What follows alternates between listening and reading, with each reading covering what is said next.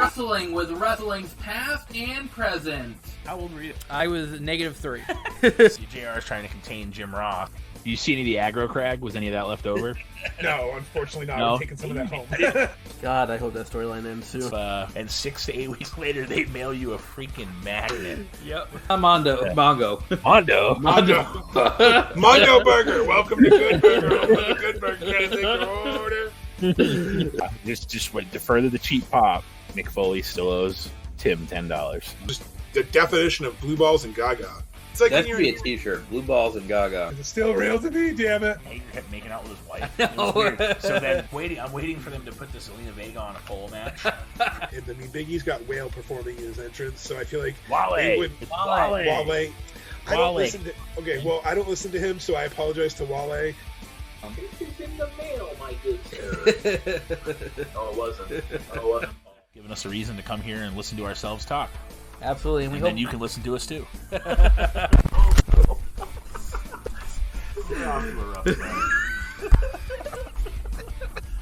Strap on and balls, only on Wrestling Past and Present. This is Gangrel, the Vampire Warrior, and you're listening to Wrestling with Wrestling's Past and Present. This is Wrestling with Wrestling's Past and Present. I'm Tim Kirk. I'm Roland Pulis. And at Mongo. And today we're going to give you our reviews and thoughts on Money in the Bank 2022. And when we say Money in the Bank, we're not talking about the money in your bank account if you slept with Vince McMahon. We're talking about the pay-per-view. We have 12 million reasons that we should probably hush about this, though. Yeah, but we can't pause. No. Not too much. That's too creamy. Yeah. You don't want to do that. We're already out of order in this world. It's got to be close to copyright infringement, right? Like, I don't know. Yeah. I don't know. It has to be, but whatever. We just got cutlery through this.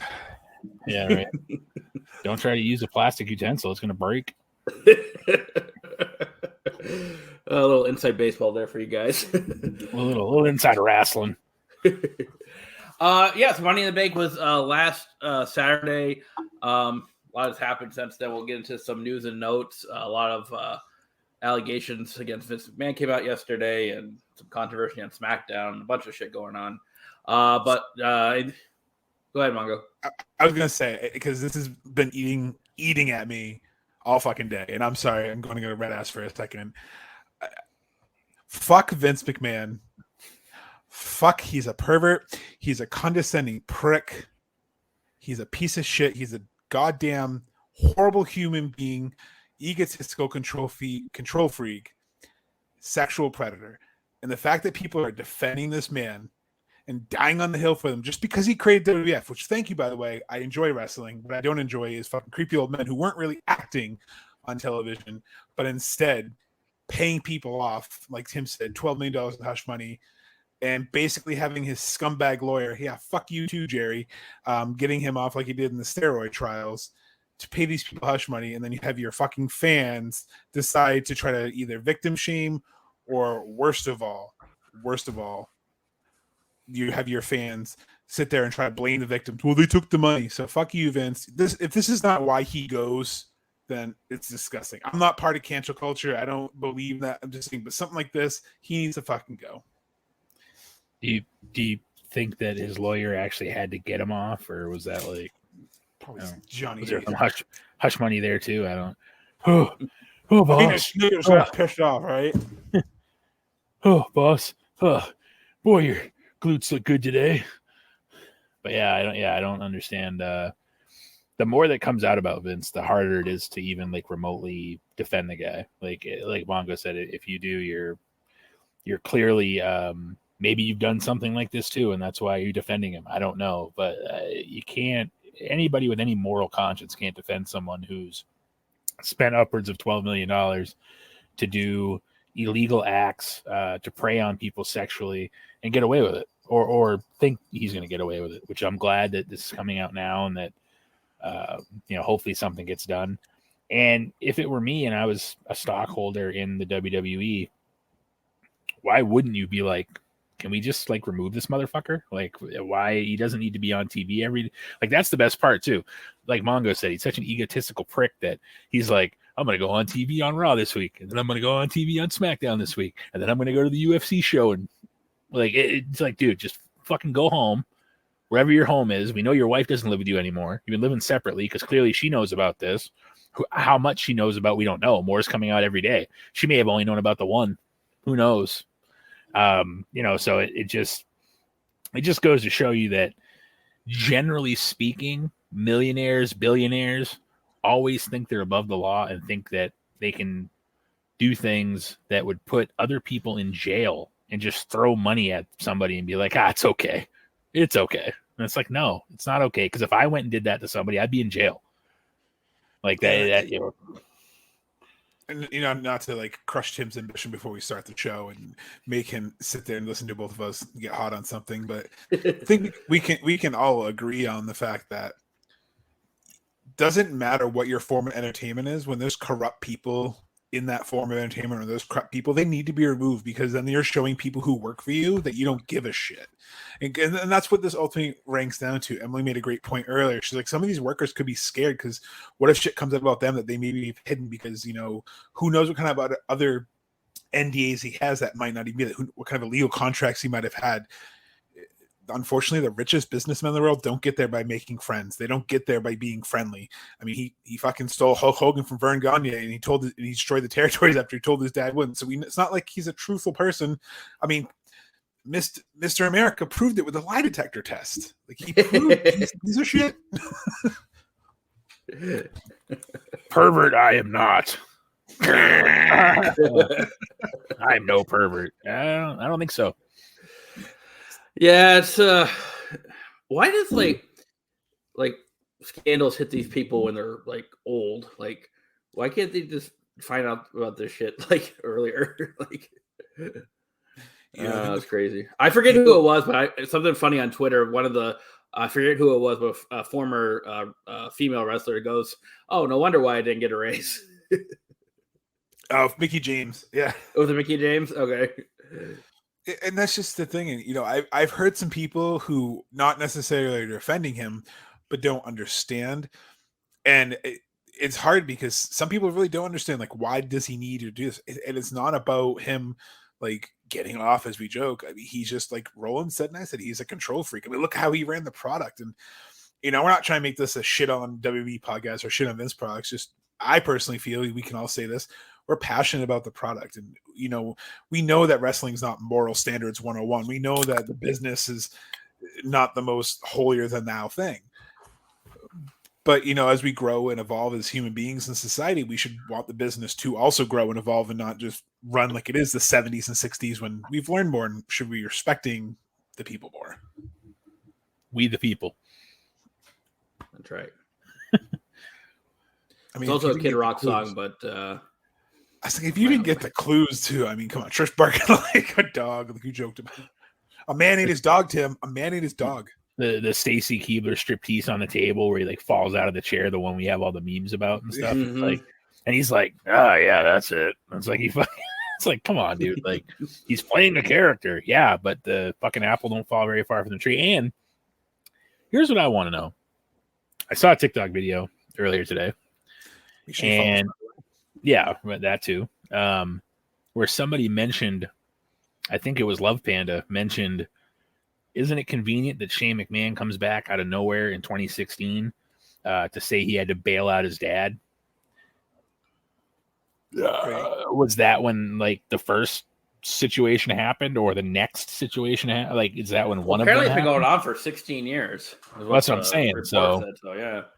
Was that when one of the times he almost got caught and someone had to smooth something over and it was Shane bailing him out? Like, yeah, I mean, look at like the 80s with Rita Chatterton, the first female referee, and like her name's still getting dragged through, but it's like her story sounds a lot like these stories that have been corroborated coming up, and people are sticking on like Jim Cornette's like, well, she got paid $500,000, so obviously that's not a real contract, so she's lying. Like, oh, okay, because she could have just maybe had, I don't know, fucking trauma and misunderstood what was being said. Maybe she didn't hear the dollar signs because she's worried about Vince trying to put little Vince down her throat. Like, I just don't understand, especially old hats like him, because it's like, you're just as guilty too. We know that, like Jim Cornette, your fucking wife has been accused of being a predator.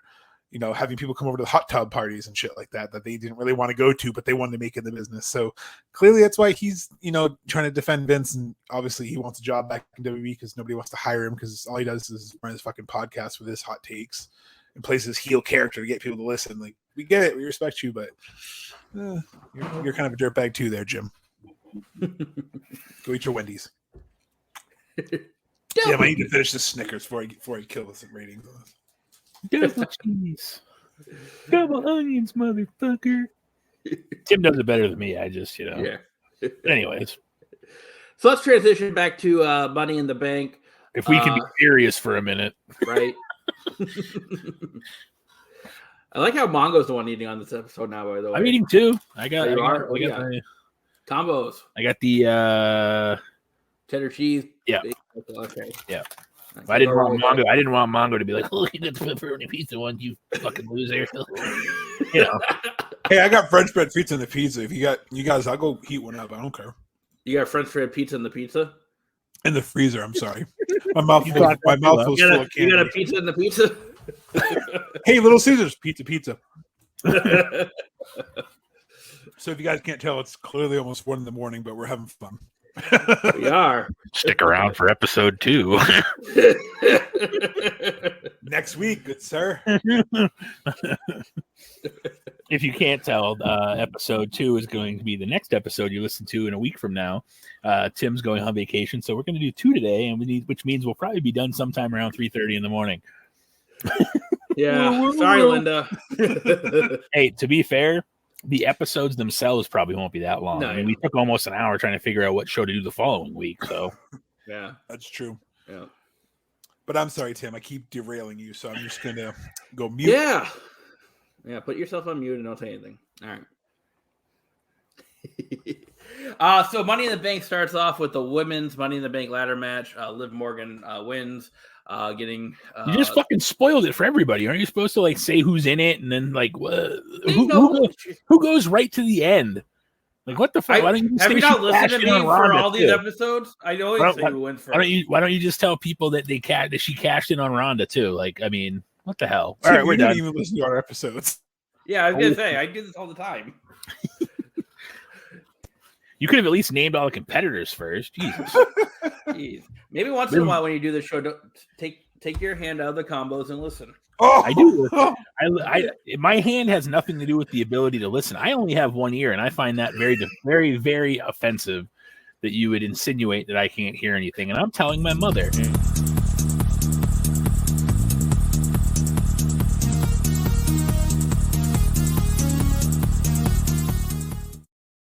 And she's going to hear this, so I don't even have to tell her. Mom, Tim's make fun of me. My mom likes combos too. I like combos.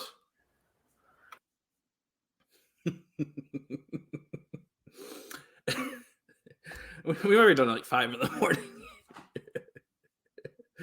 Anyways, so the rest of the competitors that Liv Morgan defeated are Alexa Bliss, Asuka, Becky Lynch, Lacey Evans, Raquel Rodriguez, and Shotzi.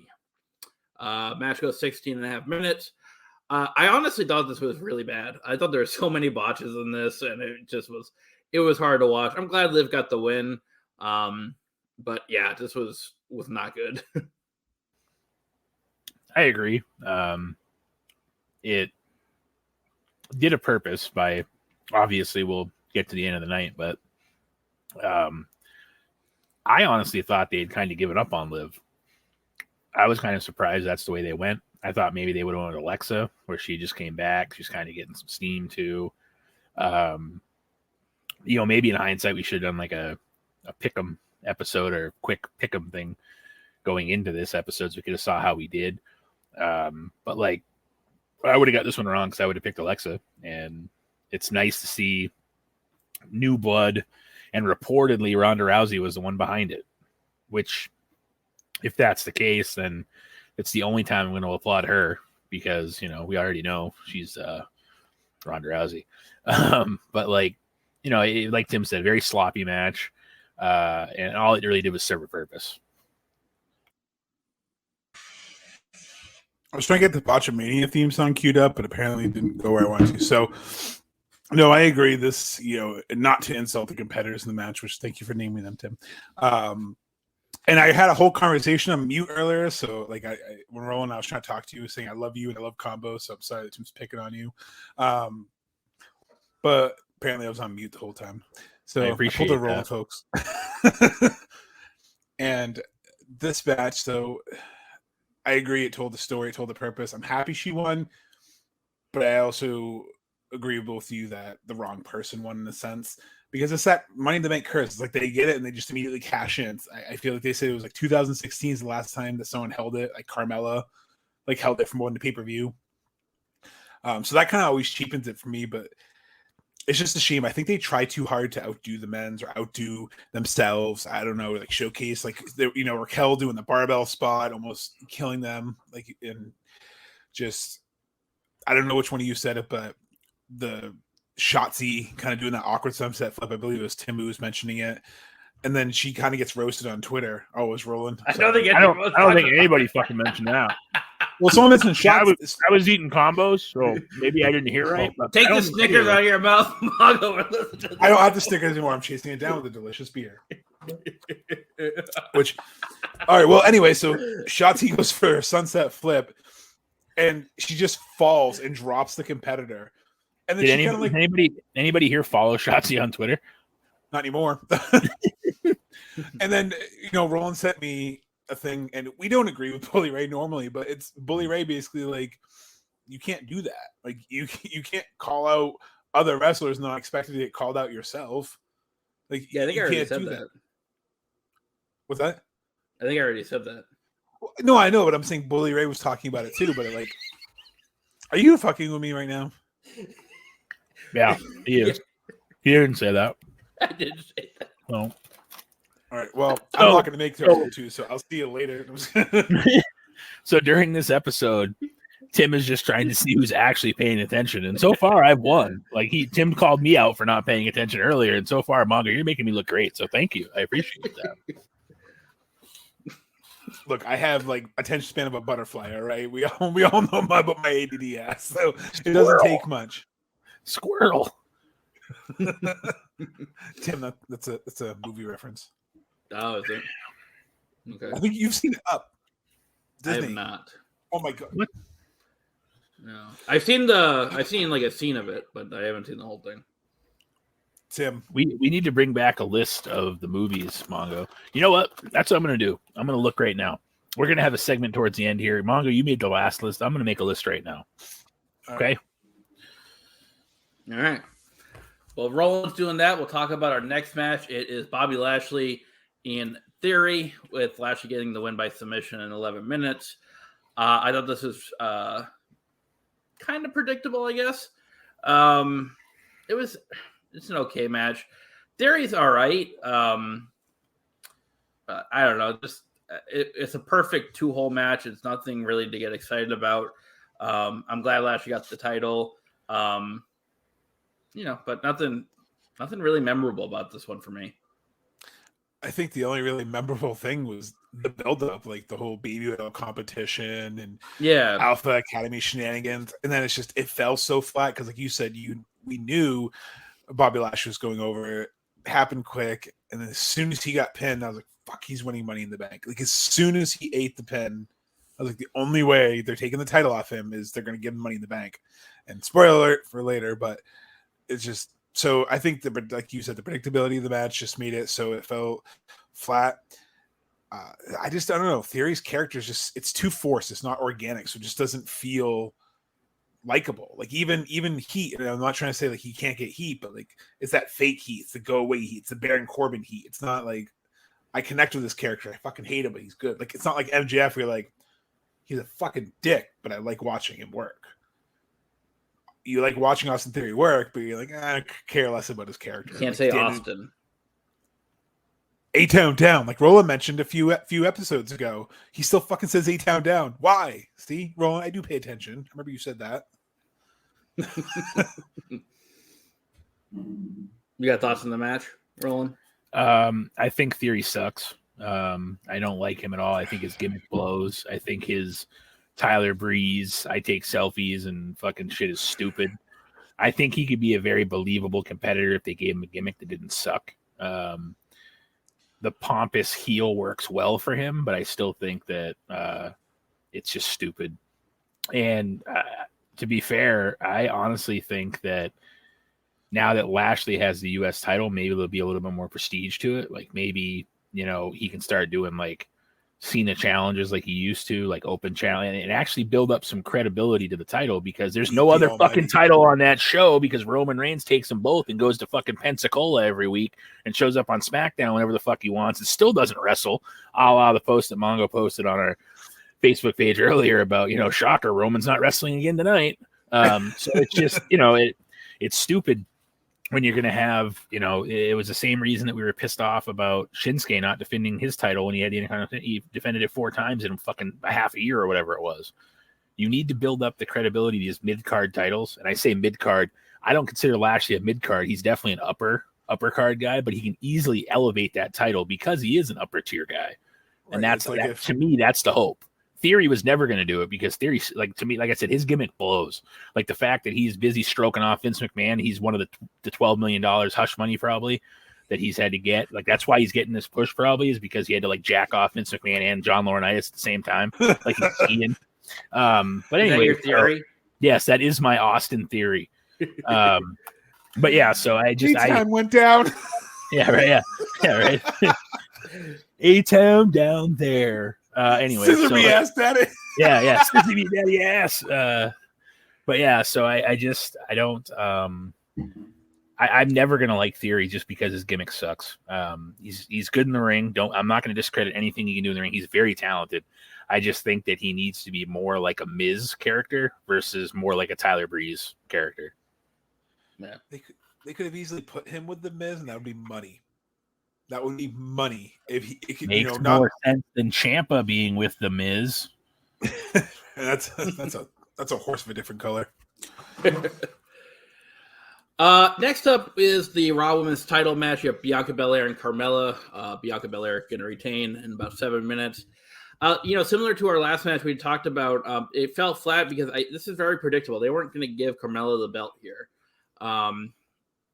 So it. Yeah, I mean it was okay, but yeah, again, nothing memorable so far about this pay-per-view in this match. No, the most memorable thing leading up to this match and after this match was the fact that almost every woman died in the first match. Mm-hmm.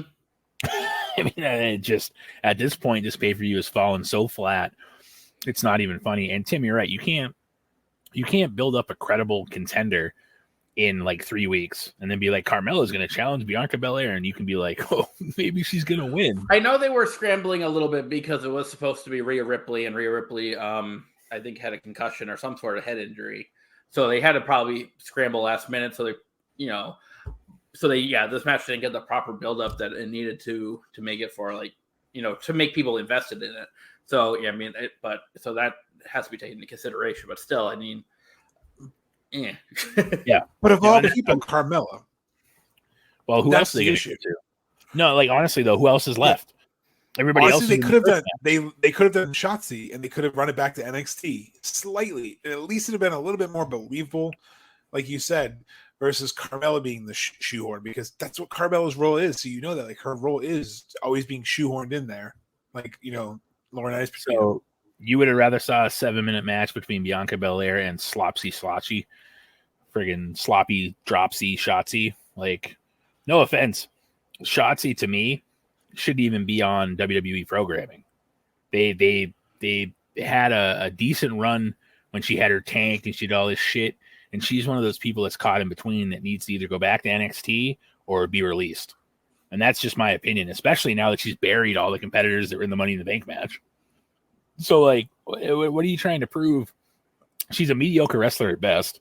Like, that's my honest opinion. I will say that. She's not bad, but she's not good. She's not Jade Cargill. She's slightly better.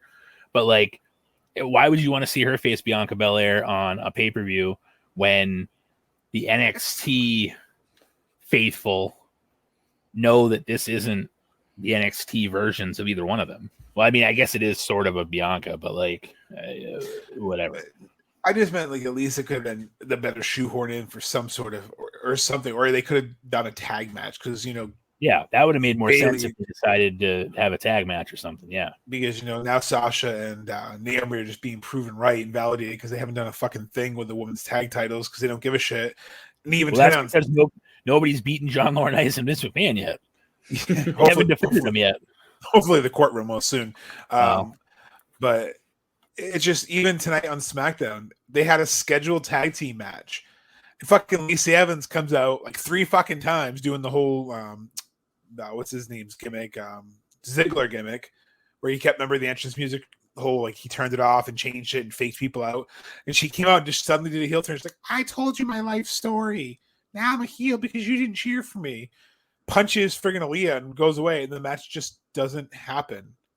So it's like you promoted all night that this match was going to happen. That's how much they care about the women's tag division. They literally cut it so you could have fucking what's his name, Dio Madden and fucking Mansoor Monse, whatever their names are now, strut around in fucking tennis gear for 5 fucking minutes. Yeah, but it titillates your juices though. Yes. Like this is the Vince humor that needs to go. This is like a 13-year-old boy, like he isn't titillating. Like Vince is sitting back in gorilla position, going, "God damn! Look at his thighs. Oh, they're huge. I'm titillated." Make sure you talk about his calf muscle being bulging and his arm muscle like throbbing. Like, it's a throbbing. That's why Michael. Can I go on a rant here for a second? Yeah, here we go. It's Tim. Finally, yes. We've been waiting years for this. How do you fuck this up? You have Retribution that they royally screwed over. Dio Madden is Mace, who is this guy that's taking, like, this group is trying to take over the company and doing all this bad shit. And now he's a friggin' model, like modeling tennis gear. Like, how? How does that happen? I don't understand. Like, it's just, I agree, Tim. I don't get it. Even Retribution, when they first came in, they were somewhat believable. And then they're like, we have a contract on Raw. And then you're like, oh, this is going to go downhill fast.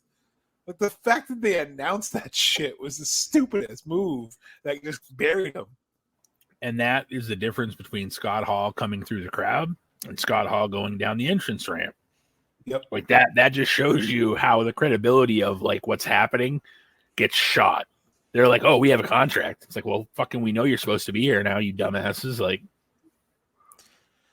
and that's why, the best worked shoots are ones where there's enough believability. So it's like that killed it. And then they took the mask off. You're like, oh, it's the announcer, Dio Madden. And then for some reason, Vince like just went and saw Mad Max for the first time or something. It was like, this is their gimmick because we had Antifa, but that's kind of on the town though. We weren't really supposed to have a political terror group come in there, so I fucked that up. Homicide mistakes happen. The only thing that would make this maximum male model, whatever it's called, thing like somewhat interesting is if they could somehow get like Rick Martel to make an appearance. But I don't think that's going to happen. And the thing is, I feel so bad for whatever LA's name is now. Like that dude has just been saddled. Like he's saddled with shit and he's trying his hardest, but it's like he's a phenomenal wrestler. We just saw him fight freaking Cameron Grimes in like a really good feud for the $1 million belt. So we know he's a great worker. Now suddenly he's like, I'm a male talent agent. I'm the modern day Rico who looks like Robert Downey Jr. from Wish.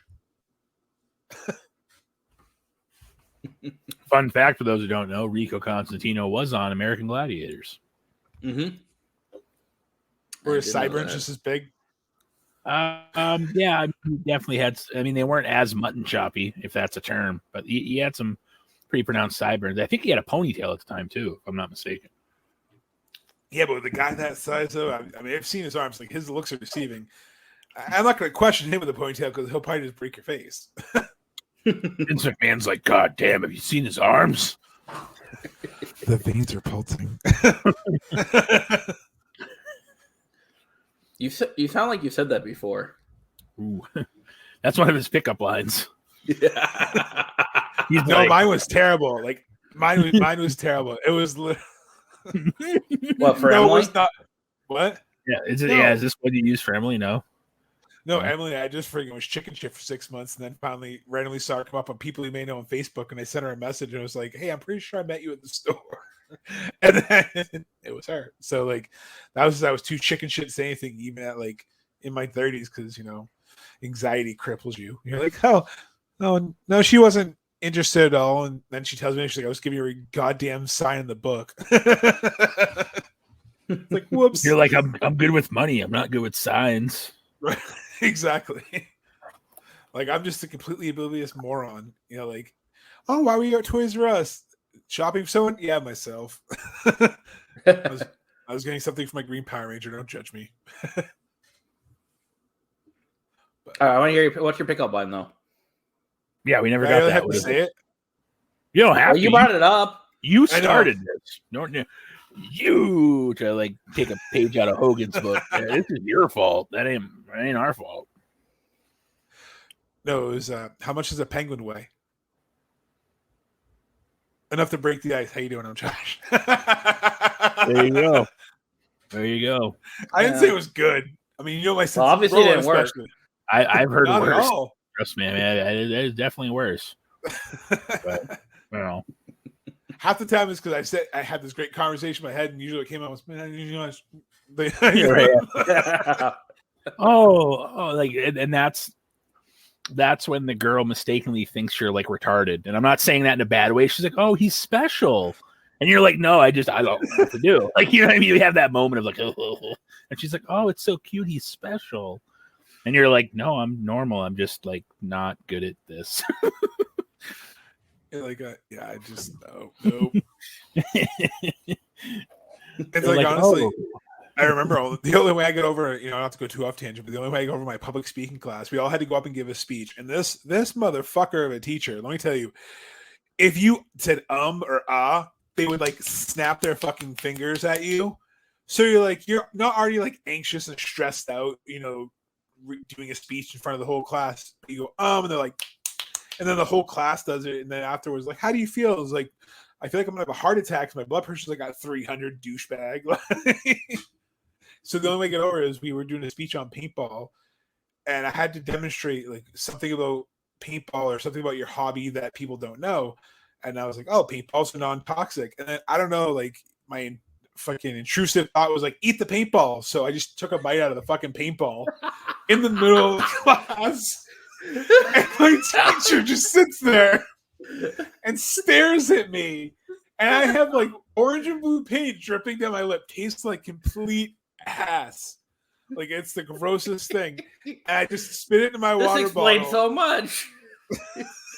I guess I literally ate paint. So, no, but this is college. That's the worst part. But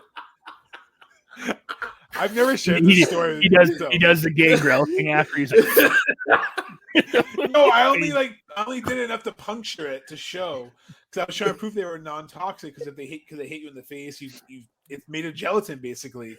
It's like, you can eat these. They're great. No, but like that's how fucked up my brain is. I hate those things. Where it's like it was like I don't know. My anxiety was just so. They high, melted your mouth, not in your hand. If they hit you in the face, look, hey, I'm being real with you, and you're gonna. I'm just saying, like, I open up, try to be all vulnerable and shit, and Tim just is like, kick you in the dick while you're down. to defend Tim, you did this to yourself. Yeah. I know. I get that. I'm just saying. It's a funny story because, hey, you know what? I got a fucking A on that speech because that's the end result. I got a fucking A. That's because the teacher was like, he's crazy. He just ate paint. We better give him an A. But the best part is I forgot to prove my point. They were non-toxic. I was like, guess what? I'm still here. Like, I'm good. I came in the next day. I was Didn't die yet, motherfucker. No, the only reason why I know that is just because it was on the box. And then again, my dumbass brain was just like, take a bite, prove your point. And it was like, I didn't think about It was the only reason you know that you didn't die. I envisioned him reaching into the bag like fucking M&M's and just being like, oh. No, I see. He's spitting paint everywhere. It's running down his face. Like, see, it's good. He does the Triple H thing. while these motherfuckers are snapping at him, he's like he's spitting paint on him and shit. Next person that's he does like the Triple H thing. He's like, and the next person that snaps is getting spit in the face with paint. Shout out to Southern New Hampshire University, by the way.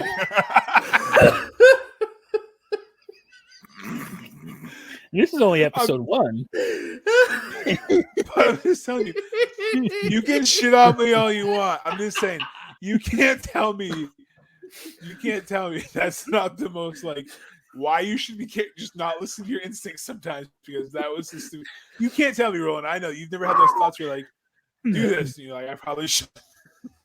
I never thought maybe I should eat paint, but I mean, I don't mean specifically that situation, but my fucking belly hurts. Whoo. You know what though? It's a real story, and I wish I had some of the people in the classmates to call, because I just want to know what their side of us, because I only had that was like the final, so I didn't have class with them afterwards because they were like, "Oh, it's crazy."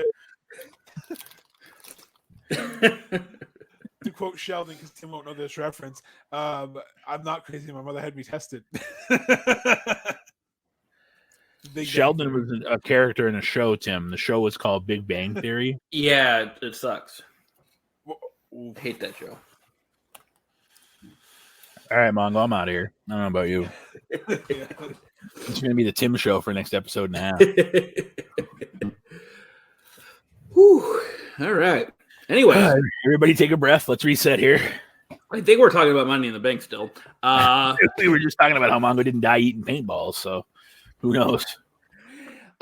So yeah, I mean the show's been pretty shitty up to this point, but this next match can turn around a little bit. It's the tag team match for the undisputed tag team titles. It's the Usos against the Street Profits, and the Usos winning in controversial fashion in 23 minutes. Excuse me. Besides the finish, this match was outstanding. It was one of the best tag team matches I've seen in a long time, to be honest with you. I mean, they have such great chemistry. There is they hit the 1D to end the match. It looked like a clean pinfall at first, but then they show a reverse angle and Montez Ford's shoulders up off the canvas. So there's controversy because they didn't actually win. The referee missed it. So I guess it's good that it's going to prolong the feud, I guess, between these two. I mean, there's also rumors that the Street Profits are going to split up. So I mean, I guess it furthers the storyline between these teams, successfully. But besides the finish, which is a little, I don't really care for finishes that much like that. But I mean, the match was really, really good. You know, I agree that the finish killed it. Why would they show that angle? You know, it's like you didn't catch it with the first angle, but there's Kevin Dunn's problem.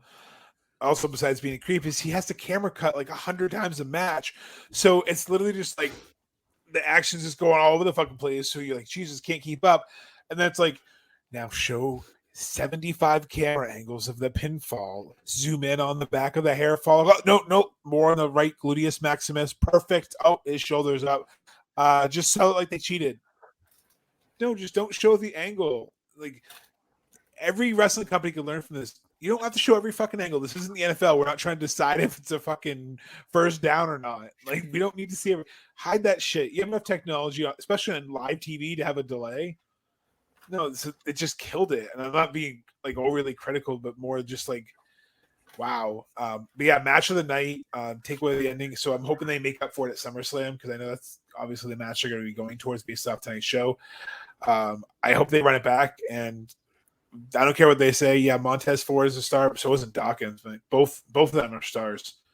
Like, they need to keep the rocket on them, because they're a fantastic team. And now that they've kind of toned down the "we want the smoke" gimmick and kind of just, I think they're onto something with them.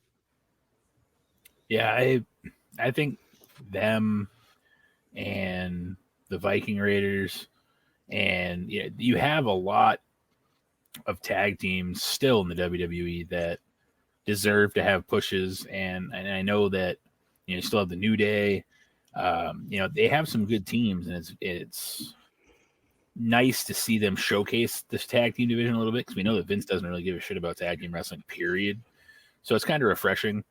But then you hear the rumors of like, well, Montez is the star. He's the Shawn Michaels. So they're going to split up at some point. He's going to go do his own thing. And then you're going to see Tucky not on TV anymore, being, friggin' Dawkins. So, I hope that doesn't happen immediately. If it happens, it happens. But why is it that every tag team has to split up?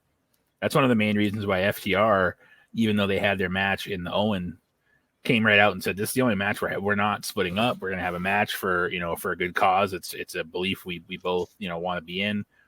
And why did the teams have to split up? They don't. There's certain teams that can stay together and be important. I mean, look at the Usos. Like, no offense. I mean, I know they're brothers, but they're not splitting them up anytime soon, I don't think. So, like, why can't you just have certain tag teams that stay together? And, to be fair, some of these guys are, you split the tag team up and now you've ruined two guys, because sometimes it doesn't work out. I mean, look at Otis and Tucker, to be honest. Otis, I mean, yeah, the Alpha Academy stuff's pretty funny and it's worth, but it's not Otis doing anything. It's Gable doing everything. And Otis is the one that's the benefactor of it. So, like, it's not Otis out there doing his own thing by himself, because now he's in another tag team. So, like, it doesn't always work out. So I don't think you have to break this team up. No, and I think it's just, like you said, you can have singles runs. They don't have to be like, oh, I have to turn to my partner. That's the first stage of my singles run. No, you don't have to. That should be used for shock and awe. Like, they use it way too much. They'll plant the seeds and they'll turn. Like, Keith Lee and Swerve, they're going to do the same thing. They've been planting the seeds for like weeks that they're going to break up.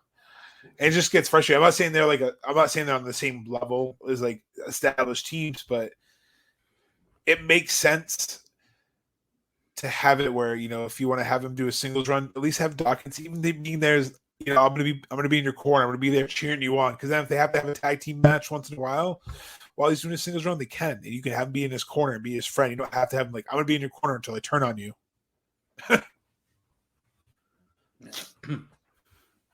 Our next match is for the SmackDown Women's Championship with Ronda Rousey and Natalya. Rousey can get the win in 12 and a half minutes. Again, very predictable. Natalya wasn't beating Rousey here. So the match was okay, but when you pretty much know the outcome, it takes away from the match for me. And then we all know what happens after the match. Liv Morgan comes out, cashes in her Money in the Bank. I believe Rousey puts her in the ankle lock for a few seconds, but Liv does a roll up and gets the win, and she's your new champion. It's like the only move she can fucking do. No, seriously, sorry. No, I still think it's comical that, like, there's anybody as a WWE fan that gives a fuck about Ronda Rousey. She constantly shits on the fans. She shits on the locker room. And, like, everybody's like, yay, Ronda. It's like, no, fuck Ronda. Like, seriously, like, get the fuck out of here. Like, we don't want you. We never wanted you. Like, are you happy, Vince? Like, you lost Sasha Banks and essentially Naomi, and you got Ronda. Like, you're the Cleveland Browns sending fucking Baker Mayfield to Charlotte and then having your quarterback not going to play, most likely. So, like, good fucking job. Putting someone that no one gives a shit about. Who cares if she's a name? Like, oh yeah, she's a name on ESPN. No one cares. She sucks in the ring. She doesn't try to improve herself. She sucks on the mic. The only thing she's probably getting is probably moving $1 million from this man to keep getting her push going. It's incredibly, disrespectful to have her in the ring. And then she was sloppy, trying to try to sell her knee injury. She's like kicking Liv in the stomach and like legit shoot kicking her in the stomach. And it's like, no, you're supposed to just do the ankle lock till she does a whole, surprise roll up because it's their favorite fucking move they do to get the title. And it's like, and then she's doing the whole congratulations, but I'm going to get my title back. Like, no, go the fuck away. I never thought I'd say I miss Charlotte, but I'd rather have Charlotte than fucking Ronda Rousey. I hate them both. All right, moving on. So the main event's the men's Money in the Bank ladder match. So you have, McIntyre, Madcap Moss, Omos, Riddle, Sami Zayn, Seth Rollins, and Sheamus. Before the match starts, Adam Pearce comes out and announces there's going to be another entrant, and it's Theory. So you kind of know where this is going to go as soon as the announcement's made. Again, very predictable. I thought the match was pretty good. I thought, for these matches, like you said, can get a little clustery. It went 25 and a half minutes, maybe a little too long for this type of match with all the chaos that goes on. But again, as soon as Pierce made the announcement there he was in it, you kind of knew what was going to happen. So, again, takes a little bit out of the match for me. I'm kind of bummed that Omos didn't win.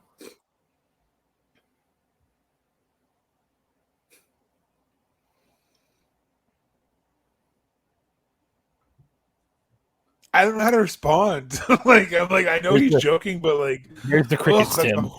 Ah, shit! I didn't have my sound effect thing. I purposely did that. I was just trying to I'm gonna let that one breathe in the ether for a minute because that's just the amount of. I knew he was being sarcastic, but there's some jokes I can't even crop. Man, that's dark. What was I being sarcastic though? Does anybody know? We hope so. You could have. Oh no, I was. You could have had Drew McIntyre win and cash in at Clash of the Castle or whatever the hell it's called. Again, they still missed out on fucking Castlemania. That would have been such a cooler name. But it just, once, like Tim said, once Adam Pearce came out, you're like, fucking Theory's winning. I already kind of knew because Bobby Lashley, but it's like, yep, there it is. There's his reason for losing. And now he's going to do the whole chicken shit heel for the whole fucking year, probably with the title. I mean, the Money in the Bank briefcase. He already lost the contract. The briefcase is empty. I know. It's so stupid. You can't even put a piece of paper in there. It just says, don't forget paper. They put a piece of paper in there with the WWE header that just says this page is left intentionally blank. Something. What the fuck, man? Or just super glue them shut so they can't open at all. Why does that have to be a real functioning briefcase? There's just certain things. I don't know. Just that's the Hollywood writers for you, because it's like when you see a TV show and you have the character, also you see the microphone just drop in the fucking shot a few times. You're like, what the hell? Is that a sock? But yeah, no. I mean, overall, honestly, the coolest thing about this pay-per-view besides the tag team match was the Edge teaser promo. That we at first your instincts were like, holy shit, it's Bray Wyatt. But then second watch, as we all noticed, it was like all his opponents trinkets. So there was Bubba Ray's glasses. I think Roland sent me a video where it was Kurt Angle's medal, the Christian sign, the candles, and then the candle for Gangrel, and then they had the Latino Heat license plate. Eddie Guerrero. There's one more I thought, but yeah, so it was all his conquests. And I'm like, okay, that's pretty cool. But I'm like, I thought it was Bray. I'm like, but that was more interesting. I'm like, what is this teaser? And then the tag team match, but I'd say it's a 4. I know it's really harsh, but it was a typical premium live event. I could have cared less. I kind of fell asleep during the main event because it was just wasn't as exciting. I wasn't as invested. As soon as Theory came out, Mongo's like, I'm out of here. Nappy time. Yep. Full from paint. I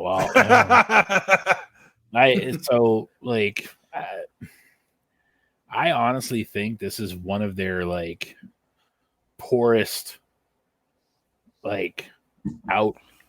put out live premium events in a long time. I really do. I think this was very predictable. It seemed like there was no effort in the show at all to push certain matches. You also have, again, your world heavyweight and universal championship not defended, right? Where was your intercontinental champion? It's almost like they're just mailing it in at this point, to be honest with you. They're like, well, SummerSlam's coming.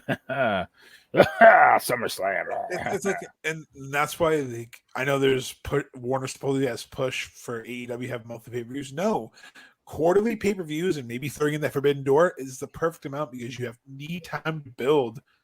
Why am I going to invest my time? Why am I going to invest my money? And, people are going to could listen to this podcast, make sure at WWPAP podcast and search for hashtag WWPAP podcast, wherever you listen, that we're hypercritical of WB. It's just, again, it's because we've seen their potential. Look at WrestleMania. It was probably one of the better WrestleManias in a long time.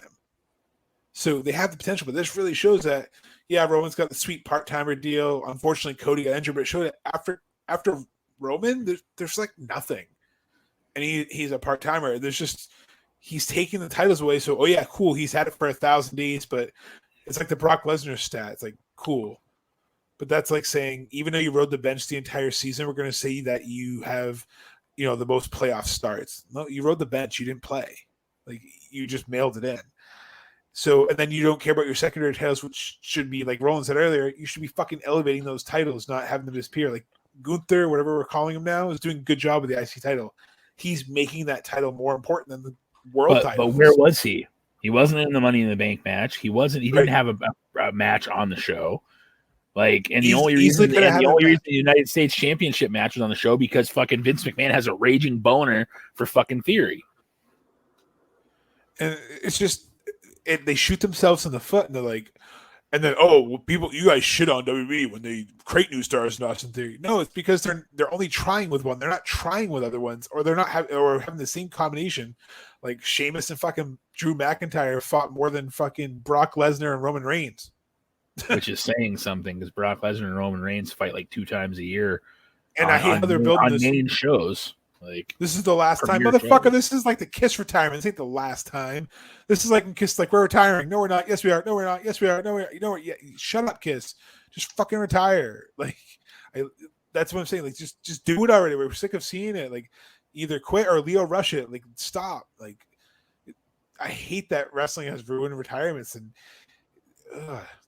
speaking of retirements, woo! Oh, sorry. What now? Yeah, Conrad, just put it for like $10. We can watch it. Like, we're not paying $200 so we can watch other content. Like, stop being such a fucking greedy prick. Just let us buy it separately. Like, if you want to charge $40 for it, the card itself looks pretty good. Yeah, like exactly. Whatever, charge your $39.99 or whatever for it, and let us fucking buy it. Like, is it that fucking hard to do? Well, if we group everything in for Starcast, like, not everybody cares to sit there and watch 27 episodes of fucking Starcast stuff. Right, like, that's the stuff if you want, put it on YouTube under a paywall. People will pay for it there. Like, there's other ways, and I know it's because he's trying to get the most revenue, but it's like, I don't really care about Ric Flair's match at all. But the undercard itself to sell the match is great. It's kind of like seeing if what's his name from boxing, Mayweather, if he comes out of retirement for the 100th time. I don't care to see him box anymore, but sometimes the undercards are a banger. Yeah. So it's like, I'll watch it for the undercard because there's some good ass matches on there, but I'm not paying $200. Like, that's a lot of ask for essentially an indie promotion. Because I know what is it, the Jim Crockett banner, but it's not the same Jim Crockett promotion. It's kind of like a spinoff, right? Yeah, I know Connie owns like the Jim Crockett stuff now, right? He bought it back or something like that, I thought. I don't know. I don't keep up with Conrad anymore. I like Conrad a lot. Like 83 weeks. Well, and I think what he's done for the business is huge, but like now he's stretched himself so thin that he has that other fucking jackass hosting half his shows all the time. And it's like, no offense, the reason that I listened to these shows was to listen to you and whoever banter back and forth and talk and whatever. I don't care about Paul Bromwell. Who the fuck is Paul Bromwell? Like, no, it's like, fuck Jeff Goldblum, man. That's a movie, Tim. It was Pineapple Express. You said fuck Jeff Goldblum. And anyways, like fuck fucking Paul Bromwell. Like, no offense, might be a nice guy, got a decent voice. I don't give a fuck. I don't even care who you are. There. Ooh, listen, it's like, well, that's what I'm saying. Like, no offense. Like, the reason I like the camaraderie that Conrad had built with these guys when it was just JR and Bruce when he was actually still available, and and stuff like that. Like, now every time you try to listen, like, it's like, okay, I'm going to give it a shot. I'm going to listen to this. And it's like, oh, this is Paul Bromwell with fucking Kurt Angle, or this is Paul Bromwell with Jeff Jarrett. Or it's like, who the fuck is this guy? Like, no offense. I have no investment in this guy. Like, the reason I wanted, and the reason I started listening to these shows was because of Conrad and the way that he hosted and the way that he, like I said, had camaraderie with these guys. And now he's just like handing it off to Paul Bromwell, who, like, granted, he's doing a great job. He is. But I don't fucking care. Like, I don't. I have no interest in listening to Paul Bromwell talk with Curry. He doesn't even really know these guys. That was the best part about Conrad, is that he knew these guys. He had a connection to the business even before he started, dating and eventually marrying Ric Flair's daughter. He still had a connection to the business. So, like, that's the And I'm not trying to shit on Conrad either. I get he's just stretched too thin. He just is. He's got way too much going on. But it kind of makes the shows he does now that he hands off like mean less in a way. It should almost be if he just does a mega show and just rotates them all out into his. So like 1 week is this podcast, next week it's that one, and just rotates them, because then it gives his them time to do other projects too. Because It's like, you have some of them committing, but it's like you said, I started doing the same thing. I tuned out. It'd be like, oh, I really want to hear this. Oh my god, who's this guy again? I wanted Connie. Yeah, and it's just, I get it. You're a smart businessman. You know what? More power to you. You've made yourself a millionaire. You made yourself a millionaire. Moreover, you're a smart advertiser. But it's like, if you're gonna do podcasts, you gotta focus on it. I mean, imagine if I replaced me every week. Yeah, that TikTok that I sent you with Conrad and Tony Schiavone talking about Bojangles biscuits choking a donkey. Like that right there is the main reason why people listen to the podcast, because he even popped Schiavone so bad that he, like, the whole time he's talking about, he's like, if you want to kill Pawpaw, like, take him on a fishing trip and give him one of these biscuits after he's finished all the beers, and there's no more crappie for Pawpaw. He's gone. Yeah. Like, and Schiavone's dying, and that's what makes these shows so good.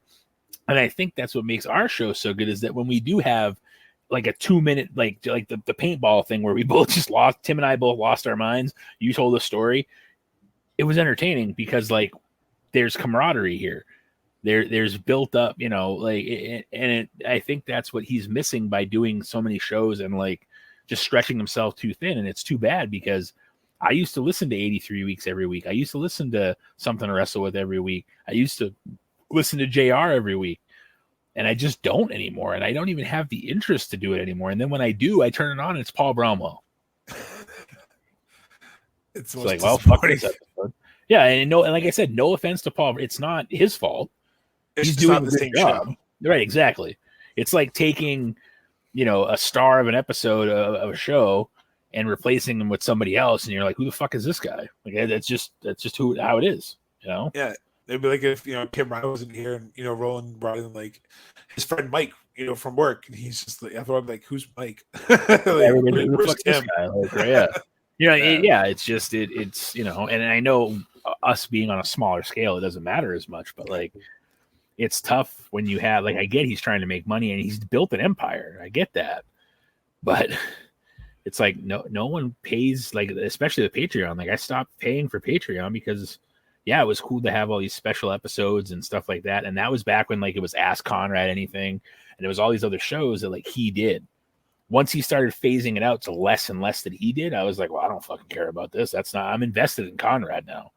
Like, I'm not invested in Paul Bromwell. And I'm sorry, Paul. Like I said, seems like a great guy, has good knowledge of the business enough to, like, get through the show. But it's like turning on Raw and you see Mike Adamle filling in for whoever, it's like, fuck me. It's like, you just don't care. It's just like, sorry, like, I or turning on SmackDown and you see somebody other than McAfee and Cole. It's like, I don't care. Like, it's just like tonight when friggin' Baron Corbin came on commentary and then tried to just make fun of Cole by being Cole. And you're like, I get why he's doing it. It's entertainment. It's like, I don't want to hear Baron Corbin. Then I hate the commentators nowadays. Like, they don't care about the match as much in the ring. They're like just selling next week's show. It's like, I don't care about next week. Tell me what's going on in the ring. That's your job. You're supposed to be telling me why these guys are fighting. Not, don't forget that you choked out Pat McAfee at the Pay-Per Premium Live event. I know, I'll do it again. Then, like, 5 minutes later in the match, then when you choked him out, like, we get it. Like, can you tell me what's going on in the ring? Oh, wait, no, because there's only fucking 9 minutes on SmackDown this week for wrestling, because I sat through it to watch it, and then you have a main event that they're like, oh, sorry, like Tim said at the top of the show, controversy, like, oh, I have COVID, I can't wrestle you, so you put in Butch. And it's like, I know you're trying to make him a chicken shit heel, but we've already seen him wrestle 1,000 times. We already know it's Drew McIntyre going to the Clash of the Castle, aka Castlemania.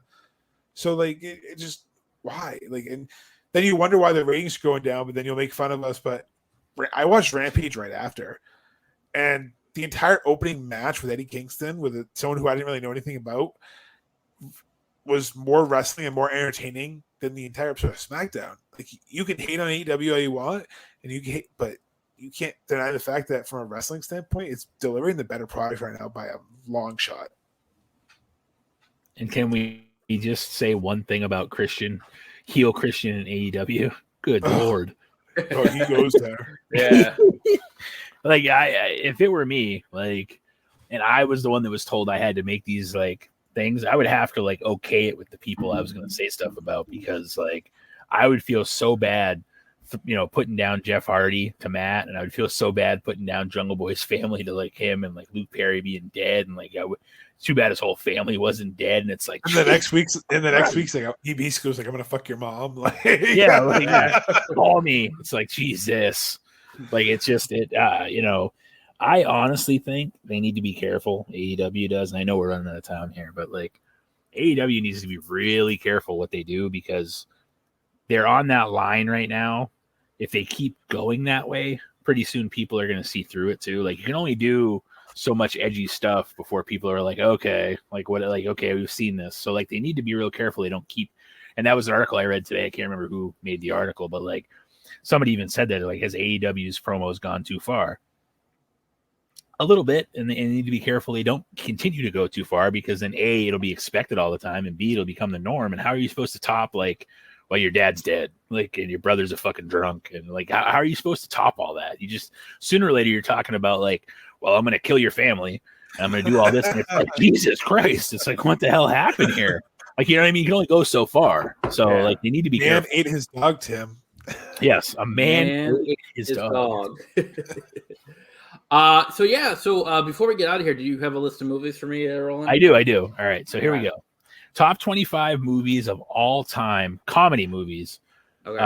Some of these we've already talked about, so I'm going to skip over a few of them. Okay. Dumb and Dumber's number 1, Monty Python's number 2. We already know that those have been brought up before. Mm-hmm. Number 3 is Office Space. Love that movie. It's one of my favorite movies. Okay. Yes. Right, Yes. Taking a drink to celebrate. Number 4 is Ghostbusters from 1984, the original. No.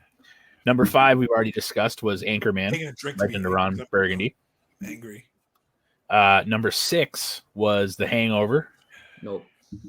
Number 7 was a classic from 1979, which I don't expect you to have seen. Steve Martin, The Jerk. Nope. Never even heard of it. Right. Dude, you're breaking my heart. Don't go breaking my heart. Anyways, so number 8 was Ferris Bueller's Day Off. I've seen God damn it. a lot of it. I don't think I've seen the full thing. All right. And like I said, some of these, and this is from imdb.com. So this is like the movie source. Mm-hmm. Number 9, we already discussed Caddyshack. That's been discussed before. National Lampoon's Animal House from 1978. I don't expect him to have seen it. He should at least know about. Yeah, I know about National Lampoon, but I haven't seen that one. I'm going to skip number 11 because it's 1974, Blazing Saddles. No one cares about that movie. No offense. I take offense to that. Yeah. All right. So, well, you're a no one. Anyhow. All right. So here we go. Number 12, The Big Lebowski. Love it. Yeah. Love that movie. Number 13. Woo. Number 13, Spaceballs. Yes, I have seen Okay. that. All right. Woo. Now, this is kind of hard to believe because I don't think this movie is that good, to be honest with you. Number 14 from 2007, Hot Fuzz. Never heard of it. Yeah. Okay. Straight trash. All right. Number 15 from 1987, Planes, Trains, and Automobiles. Nope. Wow. Number 16 from 1994, Ace Ventura, Pet Detective. No. What Seriously? the ever loving fuck. Oh. Is that the Dan Marino one? Yes. In a sense. Yeah. I've seen that scene. I had to think for a minute. Yes. I've seen that scene, but I haven't seen the full movie. All right. From 2004, Shaun of the Dead is number 17. No, not at all. Wow. Tim, I don't know your dad's name, so Mr. Kurt. Augie. His name's Augie. Augie, thank you. Mm. Augie, please have a sit down. Please write this wrong. Please write this wrong. Watch some of these movies with him. I will certainly help contribute, and I'm sure maybe our fans can help contribute me to a Voodoo account to get these movies. Tim has to see these movies. Tim also has to go to Clemento's in Rochester and order the Tim, where you can get a beer and a steak and cheese for $11.99. True. So make sure you go order That's that. true. All right. Make So sure number 18, not to cut you off, Mongo, but we're You're running good. out of time here. Number 18 from 1980, Airplane. No. Yeah, I mean, Yeah, I mean, that's not as All right, 2005, number 19, The 40-Year-Old Virgin. Yes, I have seen that. Thank God. Okay. I think we covered this one already, but we're going to mention it just because it's number 20, Step Brothers from 2008. Nope. Seriously? My God. Nope. All right, from 2007, number 21, Knocked Up. Yes, I have seen that one. Okay, so who's in it, if you've seen it? It's Seth Rogen, And and I don't know who the lady is. it's Katherine Heigl. Okay. The bitch Anyway. from Grey's Anatomy. Yeah, her. So number 22, one of my all-time favorite movies, National Lampoon's Christmas Vacation. We've talked about Yeah, I those hate movies. that movie, but I've seen it. I know. I figured it's a favorite of mine. So I just number 23, Groundhog Day. No. I've not seen that. You've never seen Groundhog It's Day? like a Not golf even one? movie. Yeah, Probably one of the best golf Nope. movies out there. Groundhog Day isn't. We're not talking about. Oh, Groundhog Day, the Back in Time Yeah, movie. no. Yes, sorry. Yeah. It's him as a weatherman, Tim. He's kind of on the radio, so you should see it. It's All Bill right. Murray, right? Yes. Yes. Yeah. All right. So these last two, I don't expect any of us to have seen. Or Okay. if we, well, to be fair, I have seen one of them, but it was not like I was like, I better see this again. 24. Mr. Me. This is not the one I've seen. I don't even know this movie. Number 24, Dr. Strangelove, or How I Learned to Stop Worrying and Love the Bomb from 1964. Doctor Strangelove, I have seen because of film class in high school, but I Yeah. have no idea what it's about because I slept during it. And this one, the Probably most why I failed. the most important thing about this is who's in this movie. Number 25, rounding out the list to end our episode, Young Frankenstein. I From haven't seen 1974. the full thing, but I know it's Mel Brooks movie, obviously. Thank you. And who is in it? The only one I know is Peter Boyle, Yep, he's in it. You who should was know. from Everybody Loves Raymond. Frankenstein. You should know Gene Wilder. Oh, Gene Wilder. Okay, yeah. Okay, Willy yeah. Wonka. So at least, yeah. Willy Okay. Wonka, so, yeah. Okay. All right. So that wasn't as bad as I thought, but it was still pretty bad. But I mean, I'd give it a D. it was rated higher than the pay-per-view I was movie gonna say it's more higher than Okay. by a little bit. 4.5, 5, and the show was like a 3. So It's yeah. slightly Yeah. before Rain, but kind of mix of the pink gold dust. Oh. So it didn't make 7 then.